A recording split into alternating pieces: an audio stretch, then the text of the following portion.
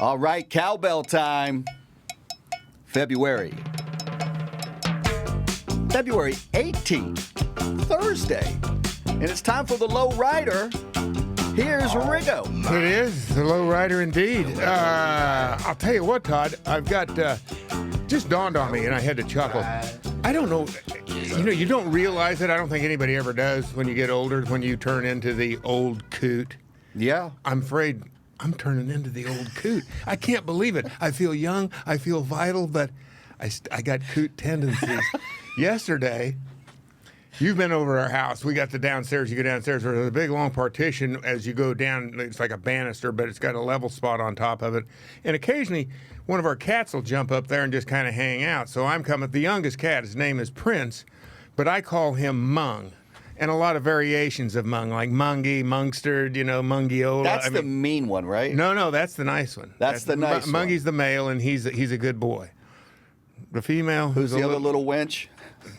Yeah, but the cat's very loving, but the two people in the entire world, Coco and Hannah, my two daughters. Well. After that, you go in there. You've been there. Oh, that cat turned on me twice. You come back, you're bleeding. Yes. You come back bleeding. That ain't the same cat. So there he is, Mungie, sitting up there on top of this, and I walk up, and I'm kind of, getting in his face, and he's like, and so all of a sudden, now I got to set this up. Coco is in the guest bedroom, which is right, and the door was open. She usually keeps it closed because she's at home for school now. So she's in there, and it's after school, so I'm thinking, well, the door's open. I'm thinking she's not even in there. She's got to be upstairs. Class is out. But she's actually on this choral class that she, it's not a class really, but, singing group and all that. And everybody's telling how they got into singing and why they love to sing and all this stuff. Everybody's going around. So it was Coco. Is she a freshman or sophomore? She's sophomore. So it was her turn to explain, how her love of music and how she started playing the piano in the second grade, and then that led to singing. And so she's telling her story. And it didn't too long, and I got Mungie right there in my face, and I go, Mungie! And, I probably said it a bit louder than that. And then I said it again. I go, Mungie, the meatloaf! Like, from Wedding Crashers. No, it wasn't Wedding Crashers. It was... it was Wedding Crashers. It was Wedding Crashers. Yeah, Wedding Crashers. With Will Ferrell. Yeah, he's the one who goes, Ma, the meatloaf! Meatloaf! So your voice does tend to carry. Yeah, and so, Coco comes running out, but she had to wrap it up real quick. And that's why after she hears me the second time. So she's on a live Zoom call with her. My voice, everybody's hearing, the meatloaf!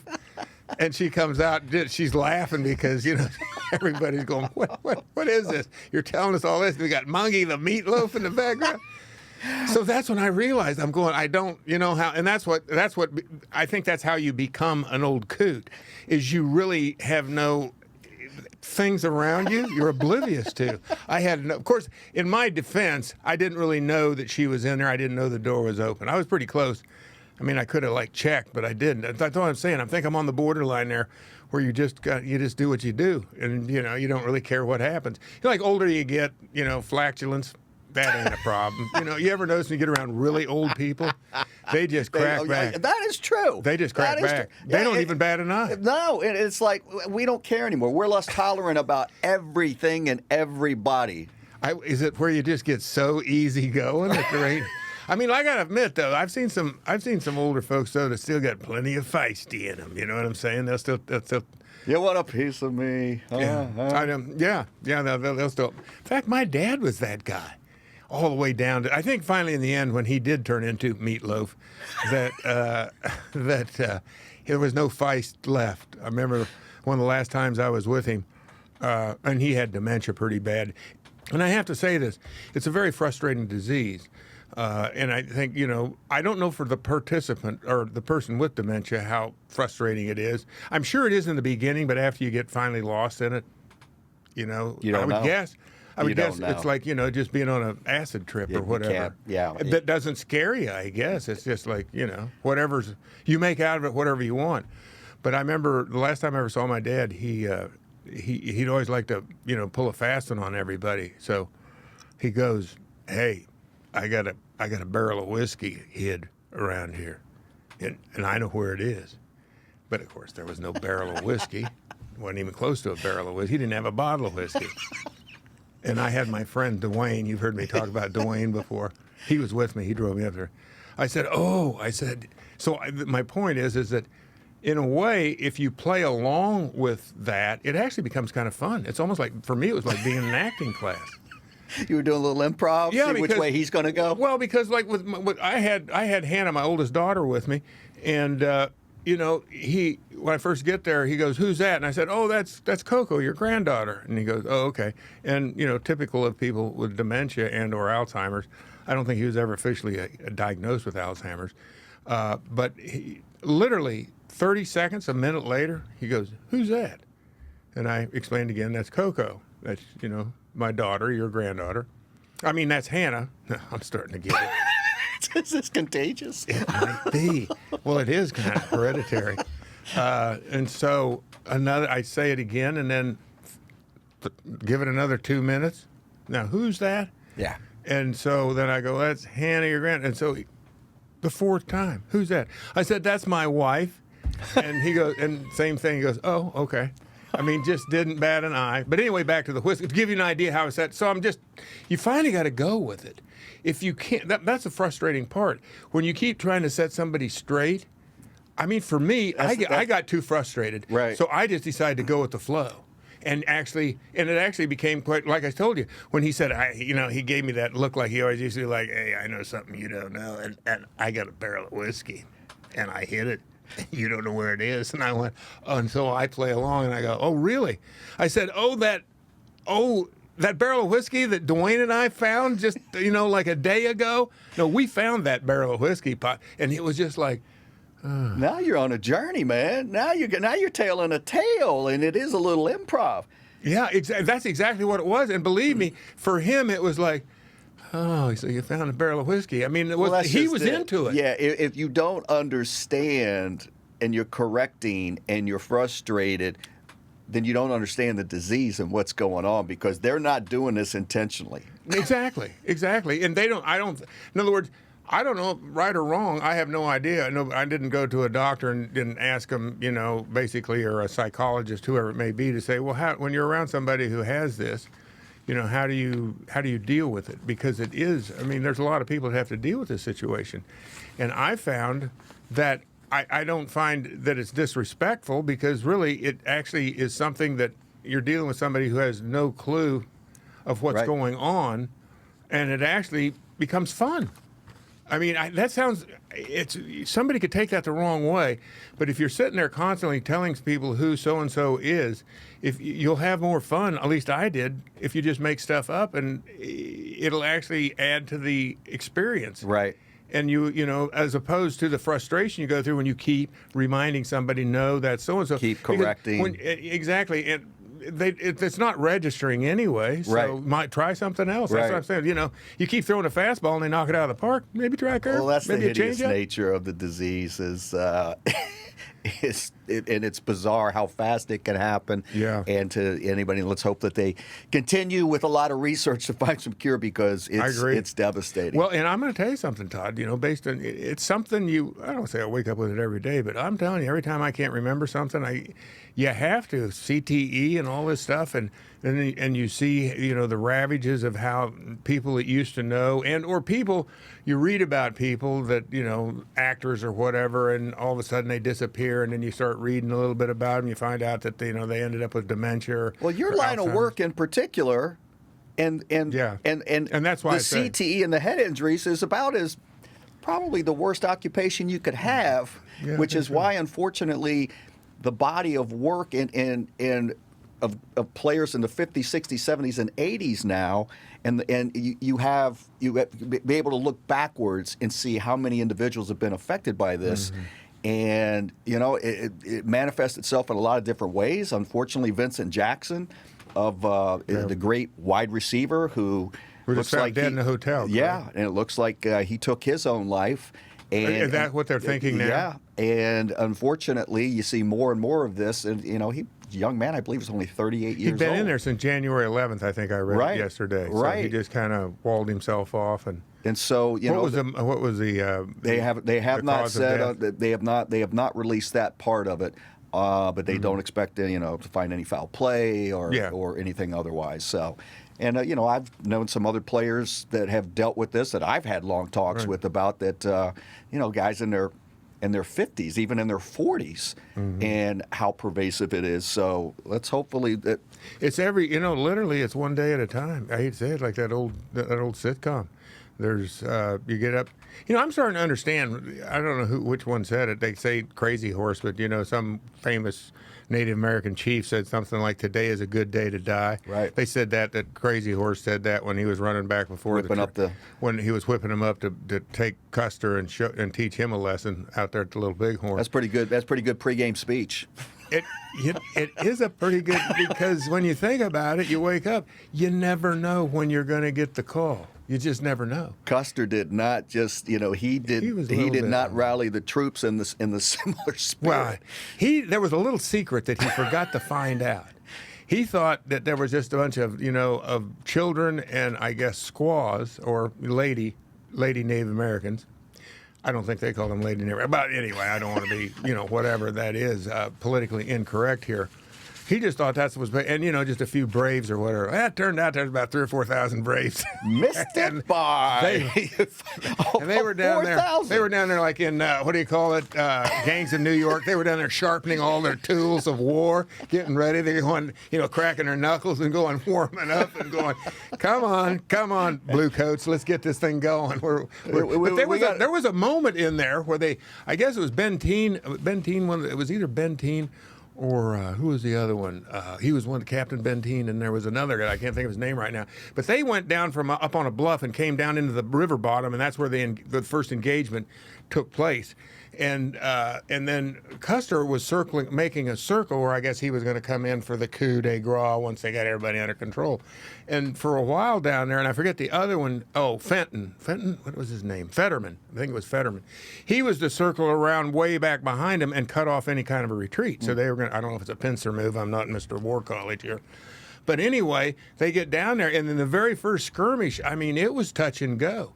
That they didn't really know, you could, blue coats, 6, Native Americans 3. Oh, no, check that. Native American just scored a touchdown. They're up 10. So this really was this original Dallas, Washington. It really was the original Dallas. So in the first quarter. And so, they're going back and forth, and I guess that's when Crazy Horse says, we need a little extra. I got to get him to reach down and get that little bit extra that everybody has, and that's when he goes, he's riding back and forth in the middle of the skirmish. This I was told by, because I happened to be on vacation, and we drove in there to actually saw the hill. Wow. They've got all the grave markers and all that where everybody fell on the side of the hill.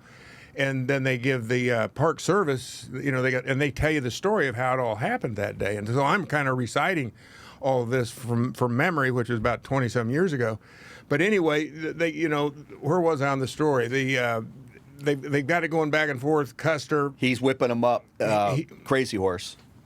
He gets out in the middle and supposedly rides back and forth. And, nobody can even hit his horse. But then sometimes they always thought that he was from up above, like he was the Messiah, the Native American Messiah. And he tells them today's a good day to die. And like I said, I'm not sure but that's what the Park Service said. And all of a sudden, it was like everybody went into overdrive and just, sent Benteen. I think it was Benteen kicked his butt and went up the hill. And then they just came around and crushed Custer out. That was it. It was over with. They did a hell of a job. Now I get goosebumps telling that story because they say back then, but this doesn't make any sense to me. It was in the wintertime. That's why they left. That's why they left the reservation. There was nothing to eat. Basically it was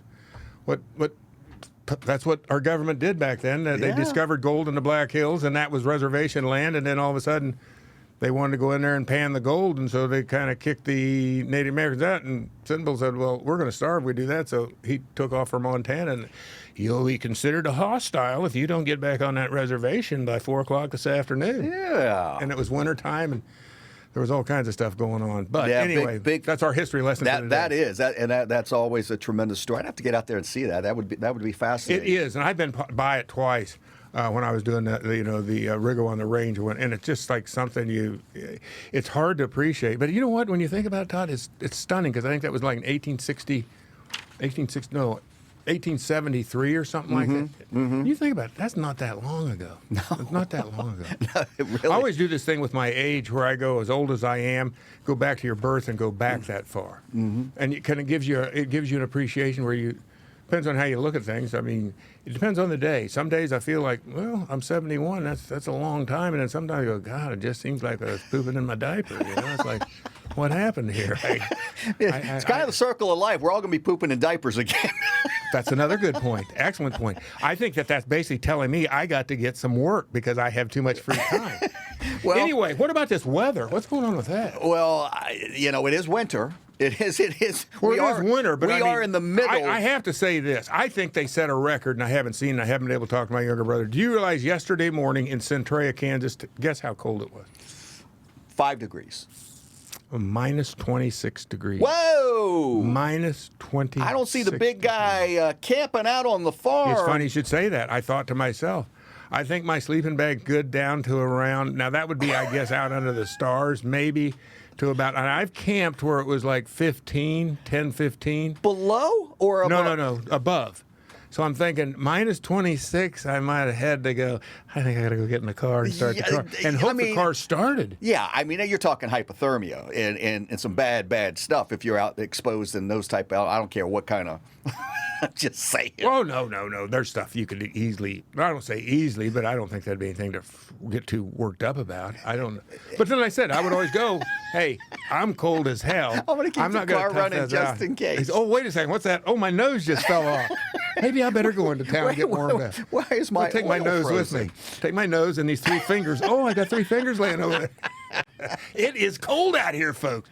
Anyway, Todd. Well, we haven't had the super duper bitter cold that and what's happening in Texas is just extraordinary and sad, and we hope that things start turning around there. But that's hard to imagine a state like Texas and the loss of power for the length of time. And boy, there are going to be a lot of folks. You know what they had? They had ice storm first. Yeah. Then they got That's the worst. Let me tell you, my friend Tom, he's got a place down there that's north of San Antonio. He can't get up his driveway because they got ice first and they got snow on top of the ice. Well, what's that? The snow is like insulation, so the ice is not going to melt. Yeah. And as long as it stays overcast, it's going to stay that way. There's nothing you can do. I mean, maybe out on the roads you can scrape some of that, but what I've seen down there, it is just upside down. Dallas, I think yesterday morning or the day before, 8 above zero. And they're not equipped for that because they rarely. We're not equipped for weather like that. If you recall, John, it was the Super Bowl in Dallas. They never had a Super Bowl. Oh yeah, yes, the last one. You're right. The last one with the new stadium. You're right. And it was terrible. Remember the ice storms came in there, and it was a disastrous week because they're not equipped to handle this. Well, you know what? I got to say this. Now, I would guess you get places like Buffalo and St. Paul, the northern states, even ice probably. But, I'm thinking, too, I don't think they really see a lot of ice up there. As a rule, they get snow for whatever reason. You get down into these climbs where it's kind of half, Well, that's us. We're on the cusp. Exactly, and this is where I think people are the most vulnerable for ice. I think more often than not. I mean, even out in Kansas, I remember growing up years ago that that you'd get an ice storm every once in a while. They're devastating to trees, telephone lines, or what do you call it, power lines, and all that stuff. That ice builds up, gets a little wind going. Next thing you know, you got poles down, you got wires down. Trees for sure, breaking branches and all that stuff. Well, let's take a trip out west in Ashburn, and let's catch up a little bit on what's been happening. Yeah, let's do that with the Washington football team because it's never a dull moment. Used to be winning in the off season with Bruce Allen, right? That was his famous legendary quote. Yeah, it was, Bruce. We're winning. So I'm going to throw out some different tidbits and stuff and get your reaction to because. Like I said, it's the middle of February here. Super Bowl is just, 10 days. 2 weeks. Yeah, 10 days ago. 2 weeks in So the NFL investigation that has been dragged out for forever now is of the franchise? On the franchise in which the former cheerleaders, they have now reached a settlement with the team, undisclosed. And this is going to be a big deal because there was 15 to 25 different cheerleaders that had gone after the team for these lewd videos that were supposedly surreptitiously videotaped, and that was led by Gloria Allred and another big-time attorney. And so that was announced last week by and she's like a Me Too type of lawyer. Yeah. You know, Gloria Allred's holding a press conference.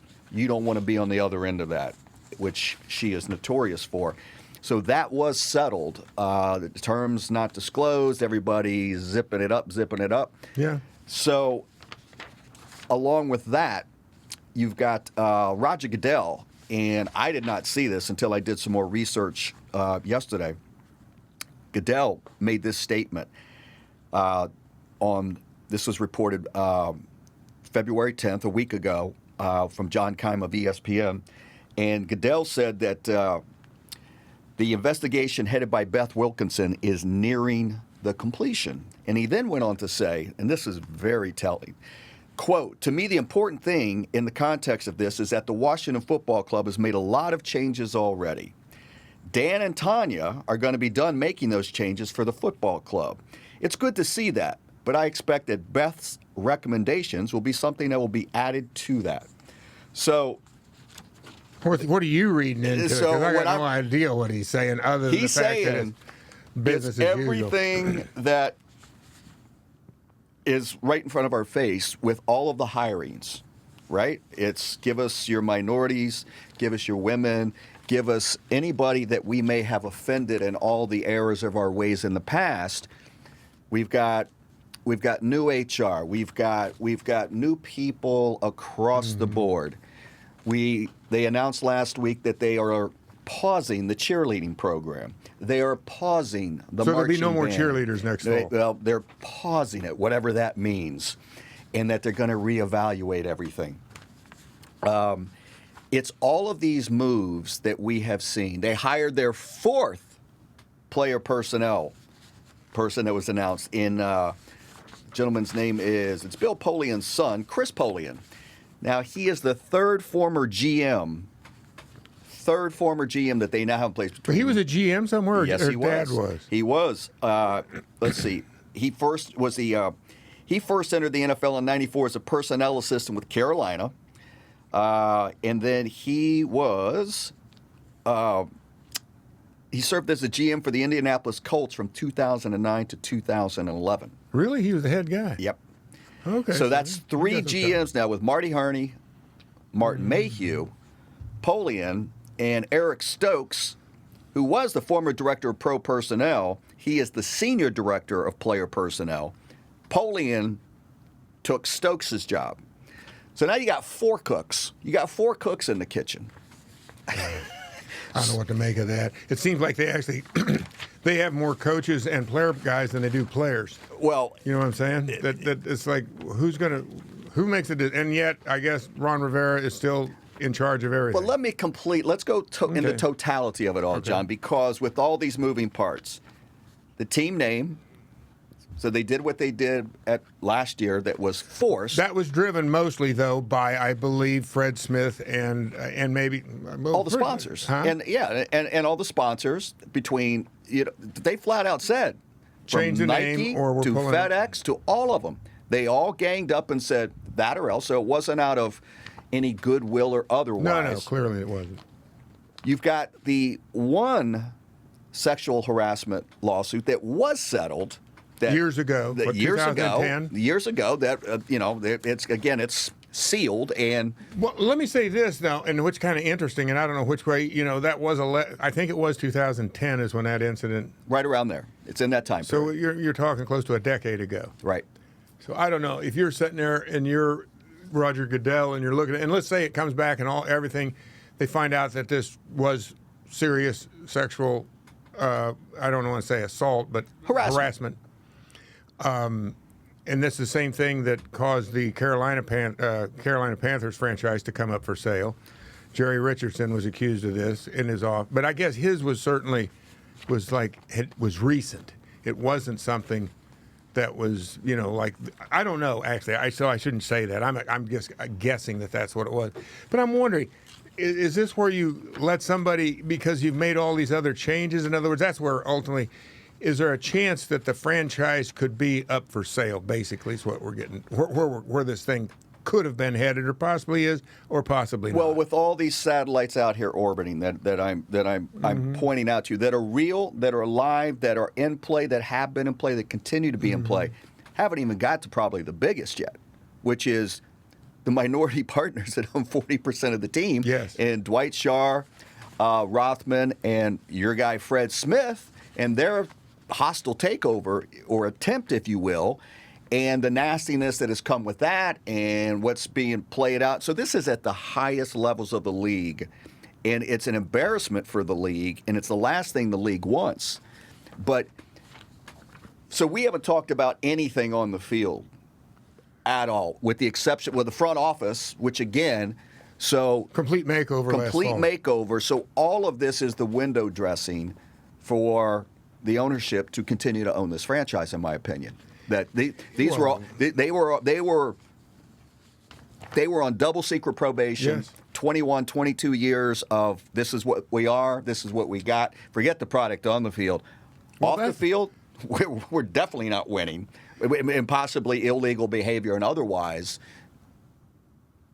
Well, to me, there's a couple things going on here. One is it really all? I mean, if you're a fan, you know, I would guess. And now this is what's strange. I have to believe the fans that tuned in during my era, and my era ended in '85, but the golden years lasted until the early '90s. You know, call it '93 with Gibbs's first go around here. And that was the end of it. You know, then Norv Turner came in for what, 7-8 years? Well, Pettibone and then Norv and then yeah. But it basically let's call it. It was about a 10-11 year run, 82 to 93. Exactly. And well, yeah, it was about a 10-year run there, and that's what people remember. Most of the people that were fans back then, I mean, certainly when you look at the younger kids, you know, that's 40 years ago. So if you were a teenager, you're 60 years old now. Somebody that really you were into, you're a good 60. You know, give a little bit more. We'll say 65. Maybe you could go down to 40, but I don't, because you see the different marketing strategies of the NFL clearly going after more women nowadays. I mean, I think that's in their demographic. 100%. And and the younger crowd, the millennials, and all that. So, I guess what I'm saying is that the people that were fans of the team when they were, by the old name, that. I think a lot of those fans have matriculated on down and have gone. And they know that. And exactly. And you and I know this, doing this for the length of time, because you've never really not broadcast. I mean, you've been loosely associated with broadcasting since your playing days, right? Well, even when I was playing, I had the John Riggins show on Channel 7, ABC. And so with that, and they know that. Listen. The league is the slickest Madison Avenue researched, and that's why, Look, Todd, I don't mean to cut you off, but you got to, I mean, I've always looked at it like this. Now, not everybody does, but it's entertainment. Right. It's entertainment, plain and simple. And it's television. You're in the television industry, which is not a far stretch from Hollywood. It all gravitates around things. The same people that do Hollywood and promote movies and all this stuff, and, and the agents that are with the star, it's the same thing over here. I think there was a little bit more separation, but I think the waters have been muddied so much, they've all run together where it's the same medium. It like I said, it's entertainment. And clearly, the NFL's got some of the best marketing people going in the country as far as how to promote their product, what they need. And I'm guessing, I don't know, because it's hard for me to think that way because I am an old coot. But, if you're an up-and-comer, you know what the younger guy wants. And all these changes are made with the diversity hiring, and, with men, with women, and of course, the other diversities, ethnic groups that you've got hired here. Clearly, this is a play that now, from out of nowhere, from basically, you're turning a sow's ear into a silk purse, because the image of this team was, and this is what the NFL sells. And this is, though, where the rubber hits the road. You do all this stuff, you spiff it all up, you give it a makeover, but you still have to win on the foot. I mean, if you're a fan, the actual, I really honestly don't believe that, I could be wrong about this, I have no idea, but a fan that enjoys the franchise and they want to see their team win.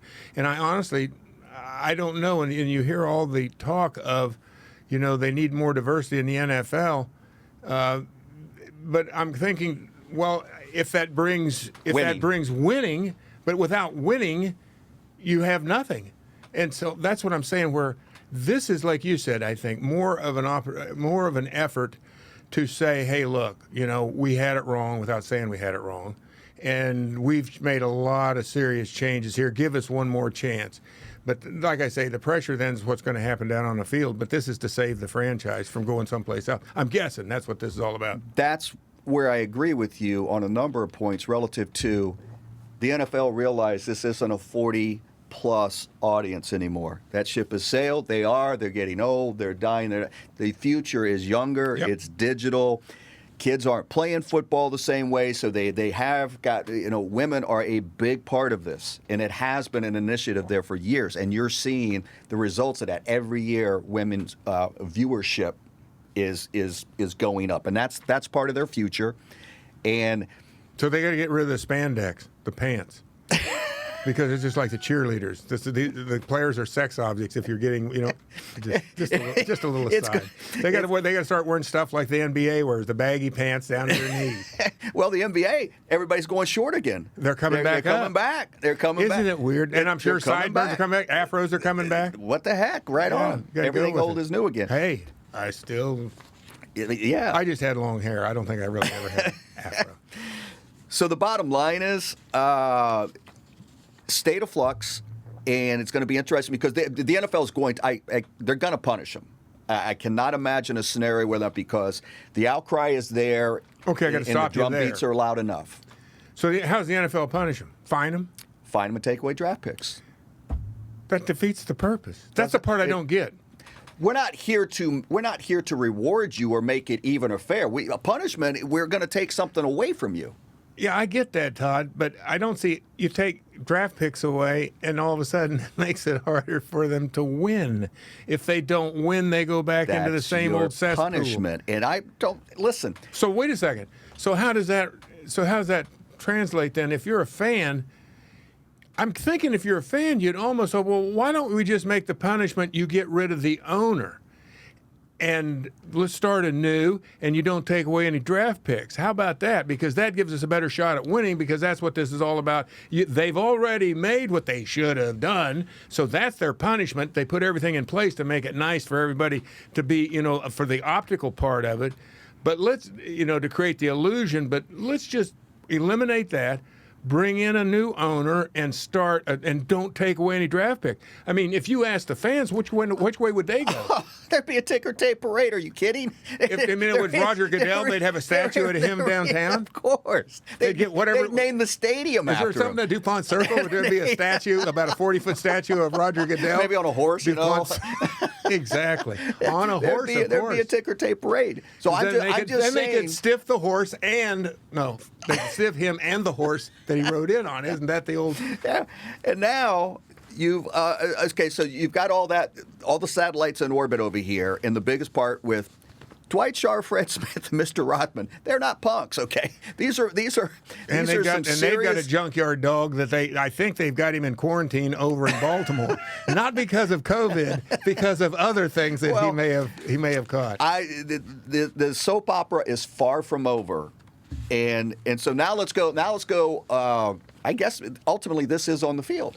And Jeremy Fowler of ESPN, he now reports that that Alex Smith wants to play. I know. And realizes that his ability to play probably does not include Washington for where they are as a franchise. And he's going to be 37 in less than 3 months.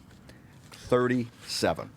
I don't know. I was riding over here thinking about that, and I don't want to criticize Alex Smith because obviously he showed a lot of game, moxie, whatever you want to call it.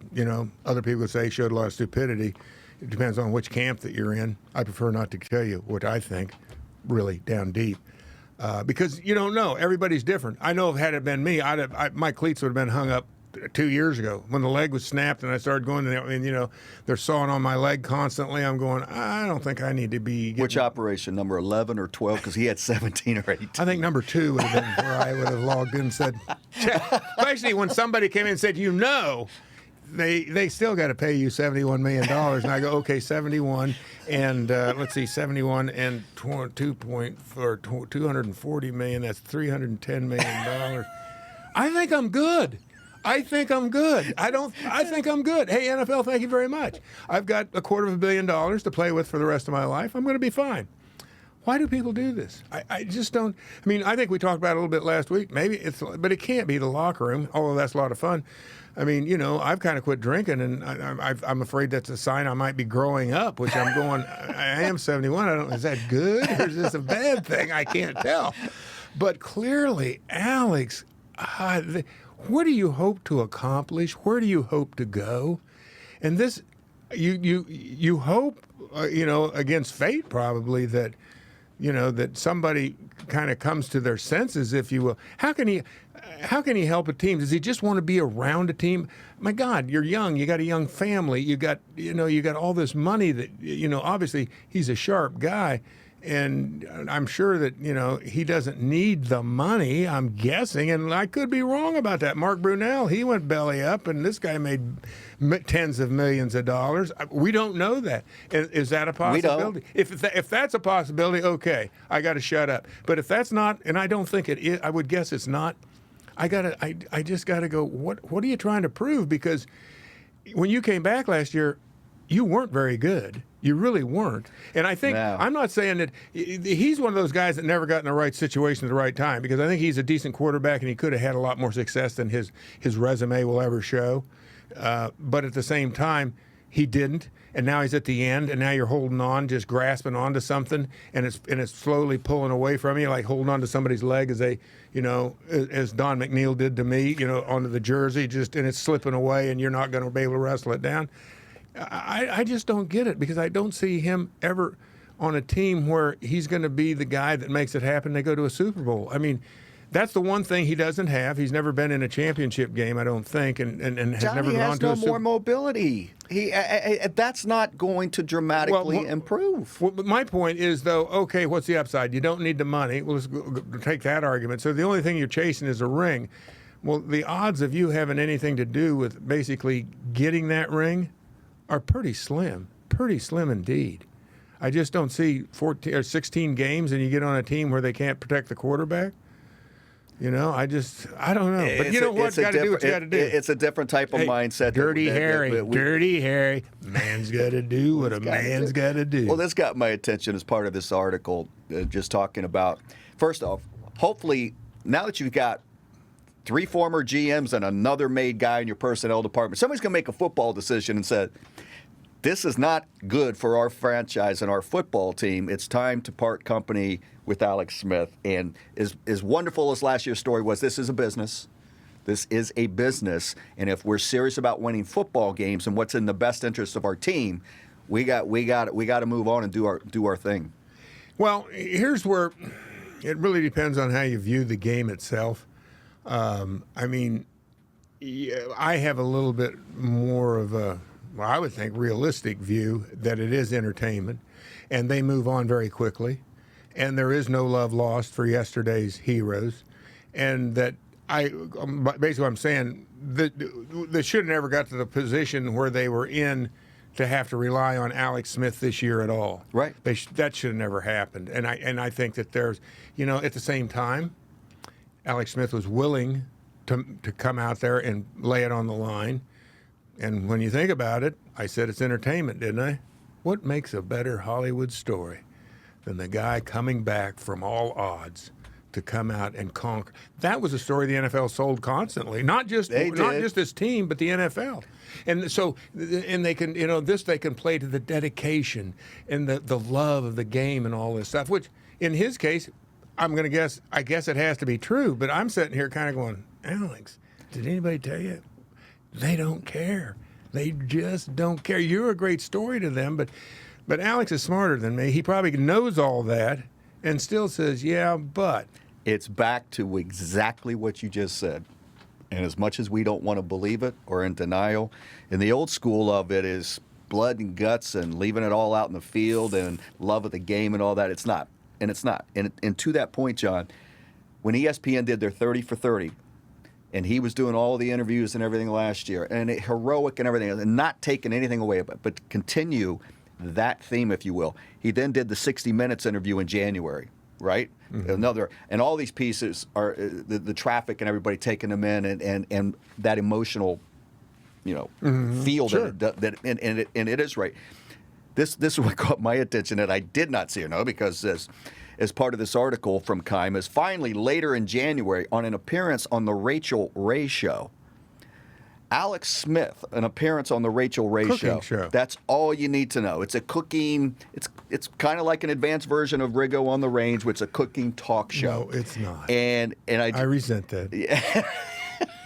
Hey, Rachel, this is a challenge. I'll come on the show. one dish. I'll come on the show. Hey, pick your poison. Oh, I don't do a souffle. I'm a little weak on souffles. Come on. Hey, go have a life. You saying souffles are off limits? So you say, don't make me Not go really. souffle. I wouldn't know. I wouldn't know where to begin. All I know is don't slam any doors with a souffle. Anyway, go ahead. Well, he goes Well, I on think to you're say, 100%. saying that he got stronger, he got better, he feels like a kid Superman, again, he wants to play. Superman. And he's on the Rachel Ray Show, okay? So you're doing the tour, and this is, you've always talked about quarterbacks in a different type of mindset. Well, exactly, and he obviously, and what come to mind while you were saying all this stuff? He's going to run for office. That's what this is all about. Has to be. You build up your brand as much as you can, and that's exactly what you see going on. I'm putting myself in that situation. Me doing a 30 for 30, I don't think so. Now, if I got that kind of money, it's like, hey, but this is my mindset, okay? Right, It's right. like, I get paid to play football. I don't need any. I don't do advertising. Don't need any of that stuff. I don't think. Then again, who knows? More money? Oh, okay. Well, maybe I could do that. Okay. We're talking about, I get $1 million for 30 seconds. I think I can handle that. My point being is that he's a made man. So at this point in his career, still keeping the football saga going, where else would this go? In other words, you build your brand up as much as you can, and that's through publicity, get your name out there constantly, hearing your name. The next thing you know, you run for Congress or something. I mean, honestly, I think that may be where this is headed.